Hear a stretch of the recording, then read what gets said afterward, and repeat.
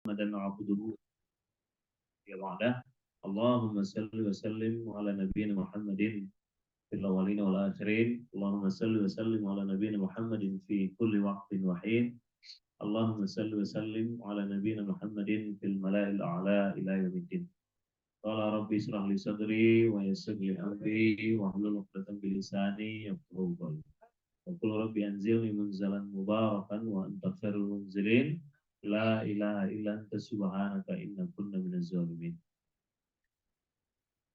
Baik, sebelum saya lanjut, buat SPA khususnya yang ada di Zoom, silakan dinyalakan videonya, jangan dihadapkan ke plafon. Saya mau tengok itu wajahnya, bukan atap rumahnya.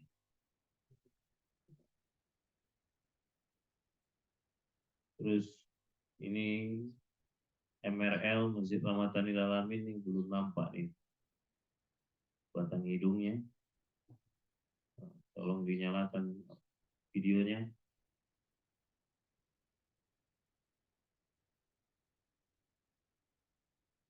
Kalau nggak saya mulai, ini aja kita.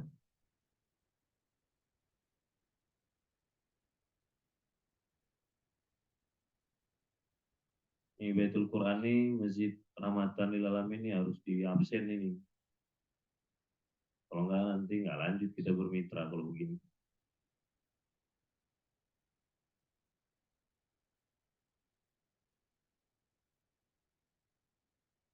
Ayo.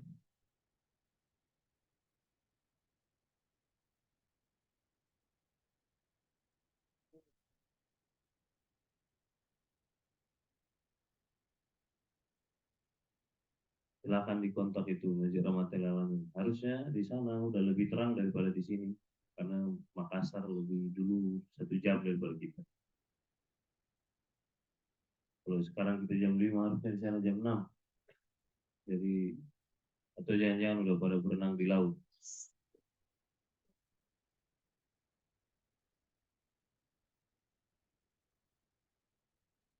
Baik.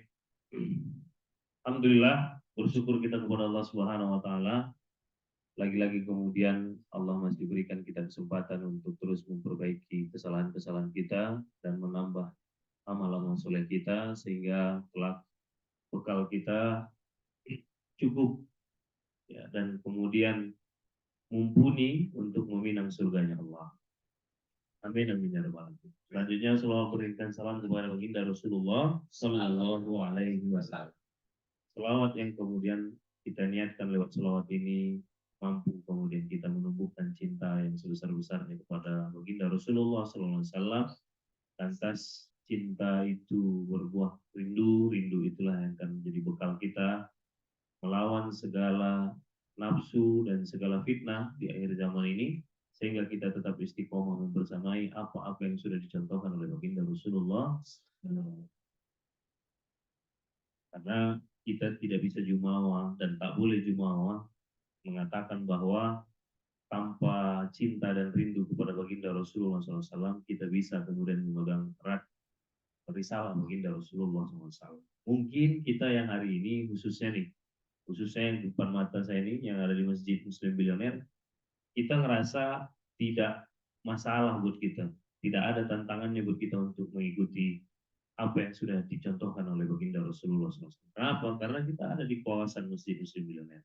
Kita di kawasan masjid di pondok, ya kan? Mau nggak mau, nggak ada pilihan untuk kemudian melakukan kebaikan setiap detiknya, dipaksa untuk berbuat baik, ya kan? Itu mungkin kita. Tapi yang di luar dari pondok ini, faktanya hari ini jangan jauh-jauh, yang di Zoom aja, ya kan? SPA aja, yang Senin sampai Jumatnya ada di Masjid Muslim Bilioner, Jumat sore pulang ke rumah masing-masing, Sabtu pagi ikut kajian subuh, kajian satu doa, udah susah untuk on video. Jadi nggak bisa kita jumawa. Itulah kemudian bukti nyata, nggak usah jauh-jauh. Ini adalah orang-orang yang Senin sampai Jumat itu ada di pondok. Dipaksa untuk kemudian punya tabiat atau kelakuan atau perilaku atau karakter yang baik selama berapa hari? 5 hari dalam seminggu. Begitu libur weekend, Jumat sore pulang, Sabtu pagi kajian, tak nampak lagi batang hidup. Maka betullah kemudian kita butuh untuk kemudian tumbuh cinta itu kepada baginda Rasulullah. Kenapa? Sama kayak saya. Sejauh-jauhnya saya merantau. Sejauh-jauhnya saya kemudian kerja keluar kota. Sebagus-bagusnya hotel yang saya tempati, tetap saya rindu pulang ke rumah. Karena apa? Karena cinta saya sama istri saya ada. Karena cinta saya sama anak saya ada. Kalau tak ada lagi cinta sama istri saya sama anak saya, bagai neraka di rumah itu kan. Itulah kenapa kemudian selalu saya tak bosan-bosan mengingatkan, ayo timbulkan selawat itu dawamkan, jangan cuma sekedar lepas dari bibir. Gitu, ya kan? Tak ada rasa, tak ada getar ketika kemudian Allahumma shalli wa sallim ala Nabi Muhammad. Gak ada getarannya. Kenapa? Karena getaran itu yang kita butuhkan. Karena getaran itulah yang nanti akan mengarahkan kita untuk terus istiqomah membersamai baginda Rasulullah SAW. Betul-betul kita butuhkan. Lebih jauh lagi yang pernah saya sampaikan hari ini orang untuk kemudian sekarang ada lagi fenomenanya nih, McD, KFC udah mulai rame lagi, orang udah mulai lupa. Karena kan 7 Oktober ke 7 November ke 7 Desember, udah 2 bulan, 7 Oktober, 7 November, ya benar, udah 2 bulan, orang udah mulai bosan, orang udah mulai bosan melihat pemberitaan jihad yang terjadi di Palestina. Mungkin kita juga sama. Kita mungkin hari ini nengok Instagram, muncul kemudian di situ berita-berita Palestina, kita udah mulai bosan. Ya kan? Kita udah mulai bosan. Kita udah mulai menganggap itu sebuah hal yang biasa. Oh, pecah kepalanya. Patah tulangnya. Oh, keluar dagingnya. Ya, ya, ya. Mungkin kita udah begitu sekarang responnya. Ini baik.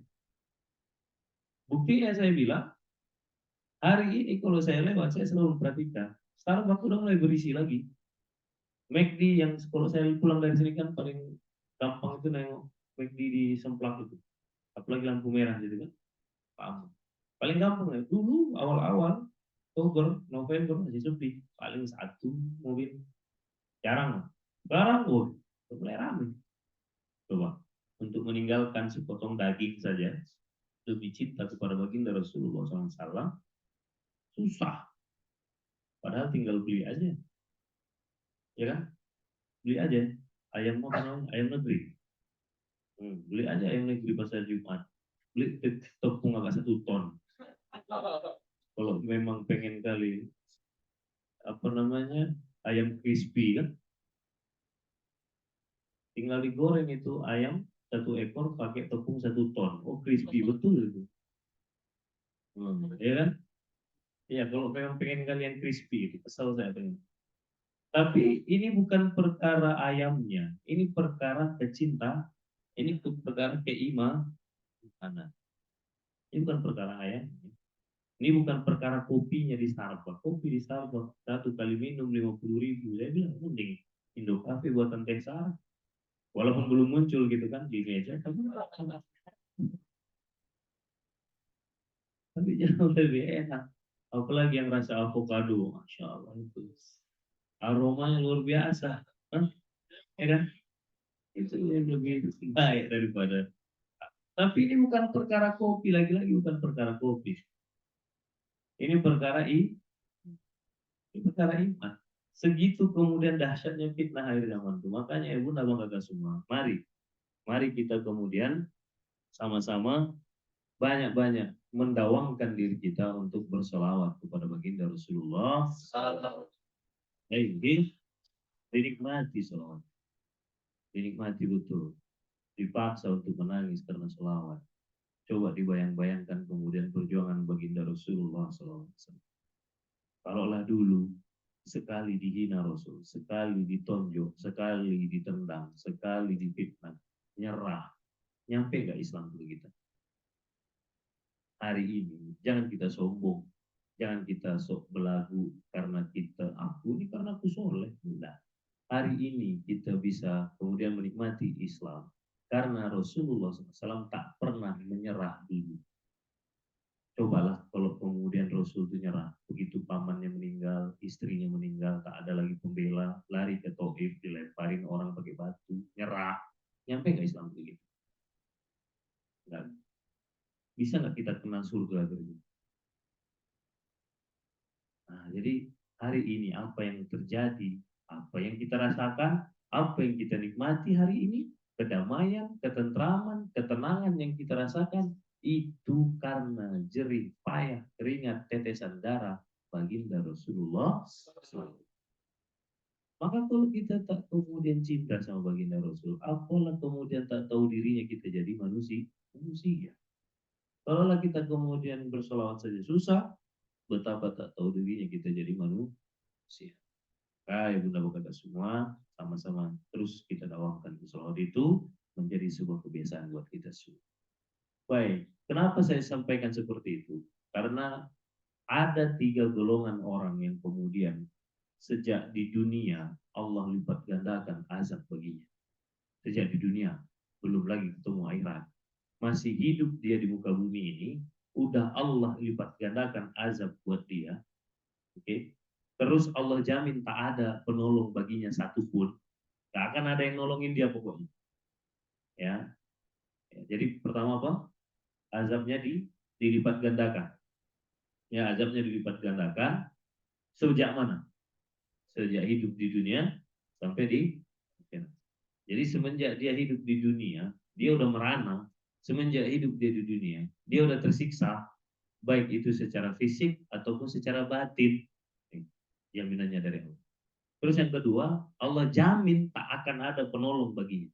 Dia mau kemanapun gak akan ada yang mau menolong dia. Tak akan ada penolong bagi dia. Terus yang ketiga kata Allah, tidak kemudian Allah jadikan dia tidak mampu mendengarkan kebaikan dan juga tidak mampu melihat kebesaran Allah. Artinya dia punya telinga layas mau biha. Dia punya telinga tak bisa dengarkan lagi. Nggak masuk lagi yang baik-baik. Nggak masuk lagi yang baik-baik. Telinga dia itu cuma bisa nerima yang buruk-buruk. Nah, coba kira-kira. Coba antum bayangkan, antum itu kalau mendengar yang baik-baik sakit telinganya. Nah, gimana kira-kira? Kalau dengar yang baik-baik sakit telinganya, dengar azan sakit telinganya. Hah? Ada yang begitu sini? Dengar azan timbul ngantuk. Nah, itu mulai sakit telinganya itu. Ya kan?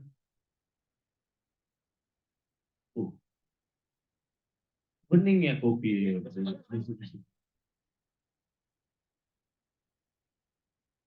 Tapi tidak apa-apa. Allah itu suka menguji hambanya.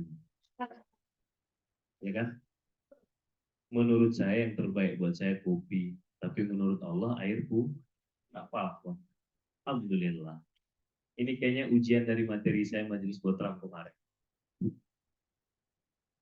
Oh, sabar. Karena bahan baku pertolongan Allah itu apa?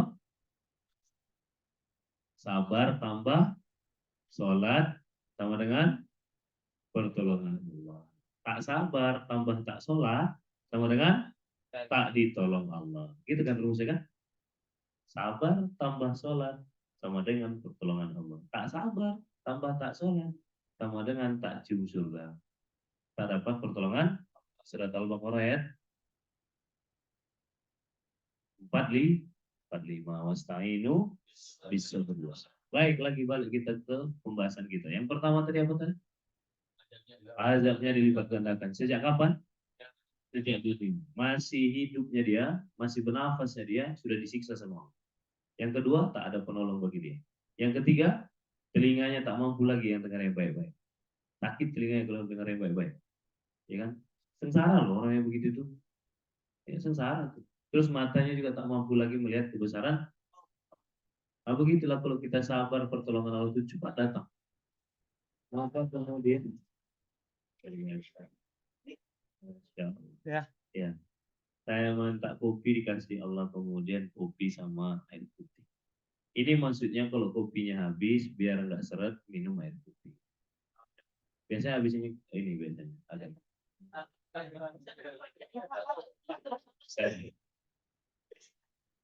Iya kan? Ya, saya tanya, di mana-mana teman kopi itu apa? Pisang tuh, pisang goreng, begitu. Ya siapa tahu, kita kan boleh berharap. Yang penting jangan kece. Kita berharap sama Allah. Allah mungkin gerakkan nanti hati-hati manusia, kemudian segera dia untuk goreng pisang, begitu. Baik, siapa kemudian mereka-mereka itu? Orang yang dilipat gandakan azab baginya semenjak di dunia, dijamin sama Allah tak ada yang bisa nolongin dia. Siapa nih orang-orang? Maka orang-orang ini tiga ciri-cirinya nih. Yang pertama, dia yang kemudian berbohong atau menghalang-halangi orang dari jalan Allah. Yang pertama, orang-orang yang senantiasa kelakuannya menghalangi orang-orang untuk kemudian masuk ke jalan-jalan kebenaran. Kalau zaman sekarang itu siapa nih? Buzzer. Ya kan? Buzzer. Ya Abu Janda, Denny Siregar. Itu kan mudah-mudahan Allah kasih hidayah. Kalau tak Allah kasih hidayah, mudah-mudahan Allah musnahkan segera. Ya kan? Biar berhenti fitnahnya begitu. Ya kan? Ada pula nama Abu Janda. Apa Abu Janda? Ya, ayahnya janda-janda gitu. Makanya lah kelakuannya tidak jauh-jauh. Kan Abu Janda, Denny Siregar, siapa lagi? Ade Armando. Itu mungkin kalau sekumpul itu tak telinganya mungkin tak sanggup. Makanya jangan heran kalau orang tuh yang dia tahu yang jelek aja dikasih kemudian informasi yang baik nampak tak masuk ke telinganya. Nggak usah heran, Allah udah kasih janji. Tapi ayah marah emosi nengok mereka. Iyalah, siapa tak emosi? Kalau lah dia ikut majelis potram, kutepuk kan dia. Misalnya dia berani datang sini, bang, mau ikut pasar bahagia, saya kasih garpu. Buzzer yang kelakuannya memang sampai hari ini kerjanya apa? Menghalangi orang dari jalan-jalan kebenaran. Artinya yang dia sebarkan kepalsuan, keburukan, penipuan, hoax, fitnah, itu kan spesialisasi buzzer itu, ya kan? Tak fitnah, tak nikmat nampaknya hidup dia. Kalau tak memfitnah, kayaknya tak ngebul dapur dia. Ada hari ini orang begitu? Ada. Itulah mukjizatnya Al-Quran tuh. Yang pertama, orang-orang yang kemudian menghalangi dari kebenaran. Yang kedua, ciri-cirinya adalah siapa nih?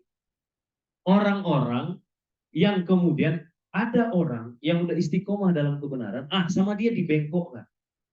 Kalau tadi kan menghalangi orang yang mau masuk jalan kebenaran. Nah, sekarang udah itu yang pertama. Yang kedua, ada orang udah di jalan kebenaran, sama dia berpikir keras dia gimana caranya biar ini orang bengkok. Biar ini orang keluar dari kebenaran. Biar ini orang udah istiqomah lagi. Biar ini orang sesat lagi. Biar ini orang keluar dari jalan-jalan Allah. Itu ciri-ciri yang kedua. Kelakuannya ini. Orangnya bisa jadi sama, kelakuannya dua. Ya kan? Abu Janda itu kan kerjanya itu tuh.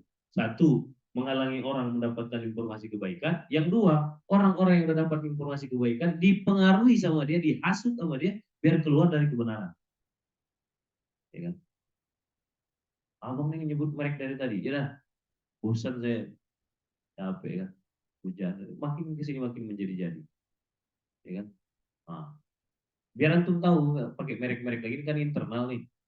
Ya kan? Ini kan isinya nih santri, wali santri, SPA, mitra kan. Nah, biar antum tahu. Jangan pula nanti antum like postingannya Abu Janda. Terus komen dia, gaskon bang. Kalau ada lah saya tengok SPA, ketemu saya di kolom komentar Abu Janda, begitu komennya semua. Saya pecat 7 turunan. Berbahaya ini orang-orang begini. Ya kan? Bisa jadi duri dalam daging. Musuh dalam, gunting dalam. Iya bahaya begitu-begitu. Ya kan? Itu yang kedua ciri-cirinya tuh. Terus yang ketiga, yang pertama tadi menghalangi orang dari jalan kebenaran. Yang kedua kemudian membelokkan orang dari yang udah istiqomah. Yang ketiga saya lupa, saya tidak. Oh, yang ketiga orang-orang yang kemudian tak percaya dengan hari akhir. Mereka tak percaya dengan hari akhir. Artinya orang-orang yang kelakuannya ngerasa dia hidupnya apa? Selama-lamanya. Itu pernah Janda di Armando di Serikat itu gitu. Dia kira dia hidup selama-lamanya. Dia kira dia nggak akan pernah mati. Dia kira akan selama-lamanya dia berpuasa, dan selama-lamanya lisan dia itu bisa tergerak sesuka dia, selama-lamanya jari dia itu bisa memposting sesuka-suka dia. Inilah 3 ciri-ciri buzzer. Jadi kalau ada orang kemudian sikapnya begini, buzzer kau ya, buzzer. Langsung kemudian identifikasi dia, kalau dia internal kita, langsung kemas-kemas barangnya, segera pesankan Grab yang ekspres, cepat. Jangan lama-lama dipelihara begini-begini. Kenapa? Karena jaminannya dari Allah masalahnya, semenjak dia hidup udah diazab sama Allah, lipat ganda loh. Di sini. Di mana tuh ya? Di surat Al-Hud. Surat Hud. Mulai dari ayat 18 sampai ayat 20. Atau langsung kayak 19-nya pun nggak apa-apa. 19-20. Bukan nanti. Surat Hud 19-20. Dilipat gandakan sama Allah azabnya semenjak dia hidup sampai apalagi nanti mati. Artinya, agar kita terhindar dari sifat buzzer ini, berarti kita harus fokus apanya? Lawannya. Kalau yang pertama tadi menghalangi orang dari kebenaran, maka pastikan kita sifatnya, sikapnya, attitude-nya, kebiasaannya, perilakunya sehari-hari senantiasa apa? Menyeru orang kepada. Jangan ikut-ikutan kemudian menghalangi orang dari kebenaran. Maka kita harus senantiasa menyeru orang kepada kebenaran. Dan pilihannya cuma satu kan? Kita sama dengan yang disebut Hud ayat 19 ini, atau kita menjadi lawannya kan? Nggak bisa di tengah-tengah. Aku nggak ya, aku free. Apa non-blok sebagaimana dulu Indonesia dipimpin Soekarno. Ada begitu caranya. Aku tengah-tengah aja. Aku nggak ke Abu Janda, nggak juga ke Abu Waidah, Abu Hamzah. Nggak bisa. Kau harus memihak. Maka pilihannya cuma satu. Kalau kau nggak mau kemudian menghalangi orang dari kebenaran, maka kau harus menjadi orang yang menyeru kepada. Kalau kau kemudian nggak mau menjadi orang yang membelok-belokkan orang yang sudah istiqomah, maka kau harus menjadi penguat mereka-mereka yang sudah istiqomah. Jadi agar kita kemudian terlepas dari azab Allah sejak di dunia sampai akhirat, dan ditolong sama Allah, dan kemudian diberikan pendengaran yang baik, dan kemampuan melihat yang baik, arinal haqqa haqqa warzuqna ittiba'ah, seperti doa kita, maka rumusnya kebalikan dari yang 3 tadi. Jadilah orang-orang yang menyeru kepada kebenaran. Kalau kau posting yang baik-baik. Kalau kau kemudian nge-share yang baik. Kalau kau kemudian menyerulah kepada kebaikan. Yang kedua, jadilah penguat bagi mereka yang istiqomah. Jadilah penguat kepada mereka yang udah istiqomah. Kalau kau punya kawan, punya saudara, punya tetangga, udah baiknya dia, lagi berjuang dia di jalan Allah, jangan kau kemudian nyek-nyek. Apa itu nyek-nyek? Jangan diledei. Justru kau harus kuatkan agar dia istiqomah. Dan yang ketiga, bersikaplah seperti orang, bukan seperti orang, bersikaplah sebagai orang yang memang yakin betul kepada kematian. Karena Rasulullah SAW bersabda bahwa manusia yang paling cerdas itu mereka-mereka yang senantiasa mengingat kematian. Berarti orang yang tak ingat-ingat mati, cerdas apa? Bodoh. Cerdas apa? Bodoh. Gitu. Bodoh pakai banget. Ya, begitu enggak Jawa Timur? Bodoh tenang. Gitu. Surabaya. Bodoh pakai banget. Itu orang-orang yang kemudian bersikap seolah-olah dia hidup selama-lama. Maka inilah lawannya. Kalau kita kemudian pakai ini, insya Allah kita terhindar dari azab Allah sejak di dunia sampai di akhirat. Hadir kemudian Allah senantiasa menjadi penolong kita. Telinga kita senantiasa dimampukan sama Allah mendengar yang baik-baik, dijauhkan dari yang buruk-buruk. Dan kemudian Allah kasih kita punya penglihatan, mampu melihat ini baik, ini buruk. Ini yang hak, ini yang batil. Ini yang benar, ini yang salah. Ini yang kemudian sah, ini yang tidak sah. Begitu kira-kira. Oke? Makanya jangan pernah bosan jadi orang baik. Kan itu hashtag. Jangan bosan jadi orang baik. Hashtag yang keduanya adalah jadi santri sampai hashtag yang ketiga gas ke